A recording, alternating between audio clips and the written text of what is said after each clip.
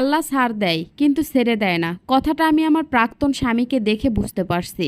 পারিবারিকভাবেই আমাদের বিয়ে হয়। বিয়ের আগে আমি তার সাথে 2 দিন কথা বলেছিলাম। সে বলেছিল তার নাকি আমাকে খুব পছন্দ হয়েছে, তাই দেরি না করে বিয়েটা তাড়াতাড়ি করে নিতে চাই। আমার পরিবারের সবাই রাজি, কারণ ছেলের বাবার অবস্থা ভালো। ছেলে ভালো, ছেলের পরিবারের অবস্থা ভালো, এমন ছেলেকে কি কোনো মেয়ের বাবা মা হাতছাড়া করতে চায়? 2 পরিবারের সহমতে আমাদের বিয়ে হয় 4 দিনের মধ্যে। শ্বশুর বাড়িতে যাওয়ার পরে সবাই আমাকে অনেক আদর যত্ন করে। স্বামীকে নিয়ে বেশ ভালোই ছিলাম।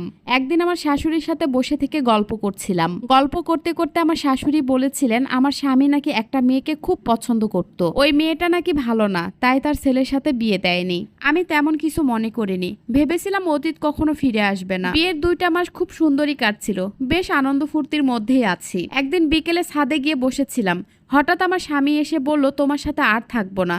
তার কথা শুনে আমি ভাবলাম হয়তো আমার সাথে মজা করছে।